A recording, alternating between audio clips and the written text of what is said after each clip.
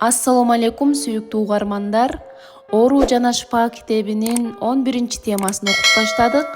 Алгач биздин каналга катталып, лайк басып, жакын адамдарыңыз менен бөлүшүп коюуну суранабыз. Ыйык сөздүн ден соолукка таасири. Сөздөрдүн эң мыктысы болуп, бул илахий булактан келген Куран Каримдеги Алла Тааланын ыйык сөздөрү болуп эсептелет. Кудайдын сөзү адамдын сөзүнө караганда күчтүү экени талашсыз.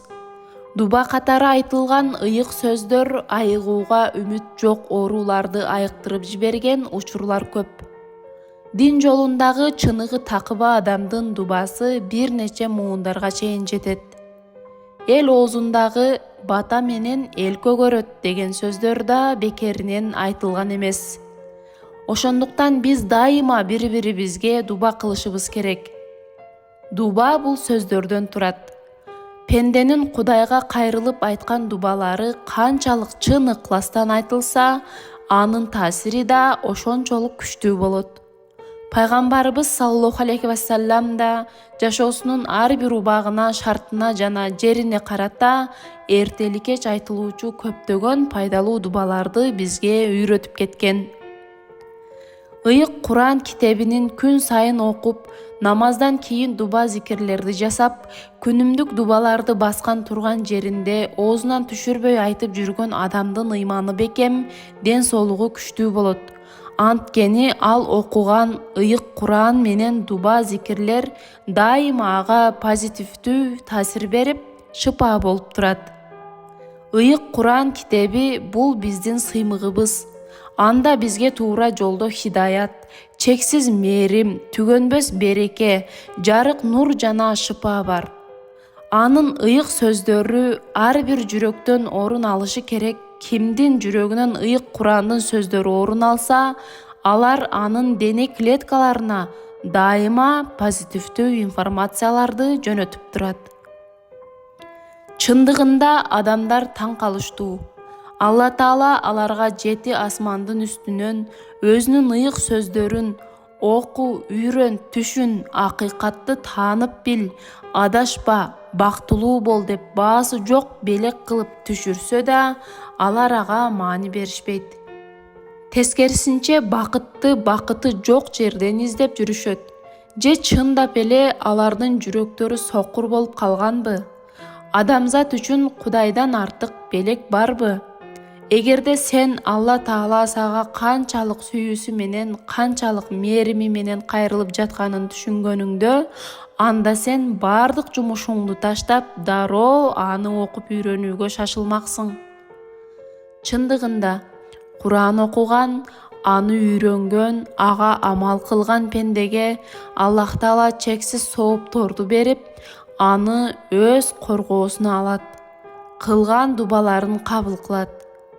Ошондуктан Алла бизге да дайыма Куран окуп жүрүүнү, ага амал кылууну жана зикир дубаларыбызда бекем болууну насип кылсын. 12-тема. Каргыш сөздүн ден соолукка таасири. Генетика илимпоздору тактагандай, адамдын генетикалык аппараты анын эмнени сүйлөп, эмнени угуп жатканына кайдыгер калбайт. Анткени кандай гана информация болбосун, ал генетикалык аппаратта жазылып кала берет. Бул учурда ДНК аппараты адам информацияны кайдан алып жатканын маектешүүдөнбү, телевизордонбу же интернеттенби айырмалай албайт. ДНК молекулалары бул маалыматты акустикалык жана электромагниттик толкундар аркылуу кабыл алат. Бирок бул жердеги эң маанилүү нерсе, окумуштуулар өткөргөн тажрыйбада сөздөр генетикалык таасирге да себеп болгон. Алар адамдын сүйлөгөн сөздөрүн электромагниттик термелүүлөргө айлантуучу аппарат ойлоп табышкан. Сөздөрдөн пайда болгон бул термелүүлөр адамдын тукум куучулук молекулаларына, ДНКларына түздөн-түз таасир берген. Негативдүү сөздөр ДНК программаларын бузуп, дененин нормалдуу өсүп өнүгүүсүнө терс таасирин тийгизет. маңкурт кылуу, сыйкырлоо, гипноздоо, көз ачыктык, бакшылык, ата-эненин каргышы, зулумдук, көргөн адамдын каргышы сыяктуу терс ниеттеги иштер адамды өз эркинен, ден соолугунан жада калса өмүрүнөн ажыратып коюусу да мүмкүн. Бул иштерди ишке ашырууда негизги курал катары негативдүү жаман сөздөр башкы ролду ойнойт. Каргыш сөздөр бир гана негативдүү жаман сөздөрдөн турат. Каргыш бул чындык. Ал кимге карата айтылса, эгер ал татыктуу болсо, ага сөзсүз зыяны жетет. Эгер татыктуу эмес болсо, анда ал каргыш айткан адамдын өзүнө баары бир кайтып келет.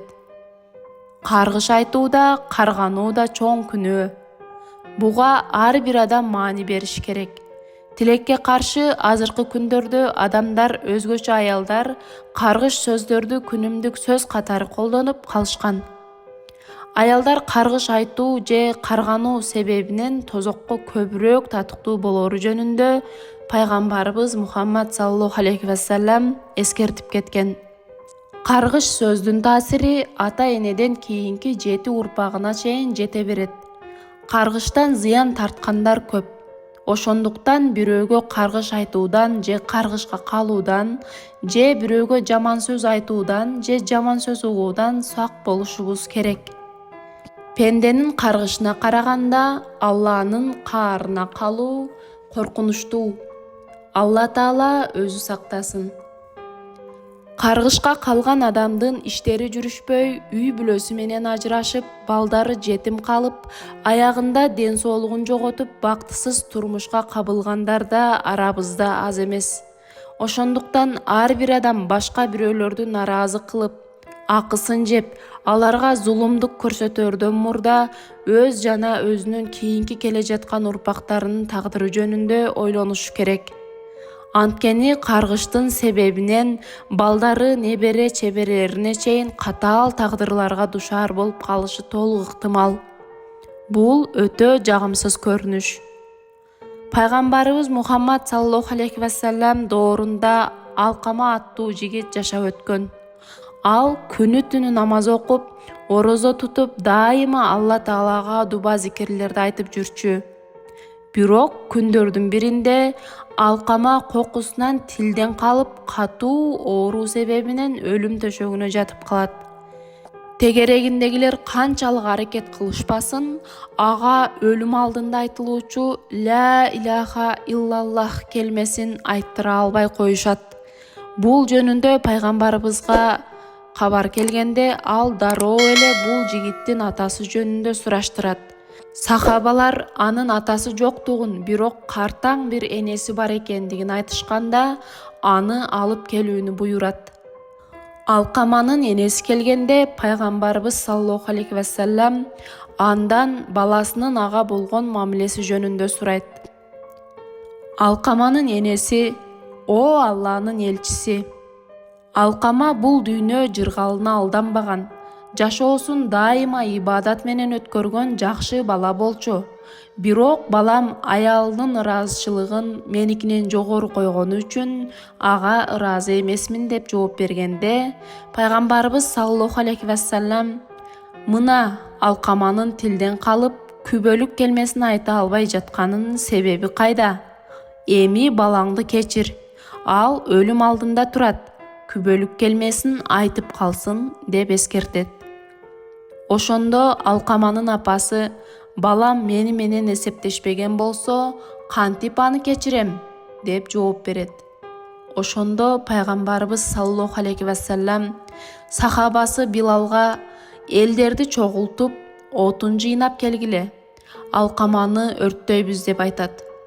Ошондо Алкаманын энесинин жүрөгү түшүп: «Бул эмне кылганыңар? Баламды менин көз алдымда кантип өрттөйсүңөр? Ага менин жүрөгүм чыдабайт» деп жалына баштайт. Ал аялдын бул сөзүнө пайгамбарыбыз саллаллаху алейхи вассалам: «Тозоктун оту аябагандай күчтүү, ал бул дүйнөдөгү оттон да коркунучтуу. Эгерде азыр аны кечирбесең, анын бир да ибадаты кабыл болбойт» дегенде, коркуп кеткен аял: «Мен ыраазымын, мен кечирдим» деп жиберет.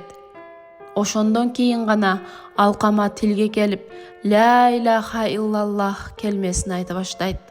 Бирок алкама ошол күнү бул дүйнө менен коштошот. Пайгамбарыбыз Мухаммад саллаллаху алейхи вассалам сахабалары менен ага жаназа намазын окуп, аны көмүшкөндөн кийин: "О сахабаларым, ансарлар жана мухажирлер, Алла Таала жана анын периштелери аялын өз энесинен жогору койгон эркекке каргыш айтат. Алла Таала анын намаздарын жана ибадаттарын кабыл кылбайт" деп бүткүл адамзатка эненин бийик орду менен баланын милдети жөнүндө өтө так эскертип кеткен. Урматтуу окурман, көрдүңбү? Энесин ыраазы кылбаган баланын бул дүйнөдөгү абалы кандай? Эгерде алкаманын энеси кечирбегенде, ал келмени айта албай бейишке татыксыз болуп калмак. Мындан эненин ыраазычылыгы канчалык маанилүү экенин билип алсак болот. Ошондуктан ар бирибиз маңдайыбыздагы ата-энебизди сыйлап, баталарын алып, аларга кызмат кылалы. Алар биздин байлыгыбыз, дөөлөтүбүз. Кимдин ата-энеси өтүп кеткен болсо, алардын артынан дайыма дуба кылсын. Эгерде арабызда аялын апасынан артык көргөн, артык сыйлаган, аялына айткан жакшы сөзүн апасына айтпаган, аялына берген белегин апасына бербеген же алкамага окшоп аялынын ыраазычылыгын энесиникинен бийик көргөндөр болсо, анда алар кеч болуп кала электе тезинен терең ойлонсун. Анткени мунун баары Кудайга жакпаган иштер. Алар үчүн алкаманын күнү сыяктуу күндөр да алыс эмес. Ата-эне ыраазы болмоюнча жараткан Алла да ыраазы болбойт. О Аллахым, бизге ата-энебизди ыраазы кылып жашоону насип кылгын. Бизди ар түрдүү каргыштардан сактагын.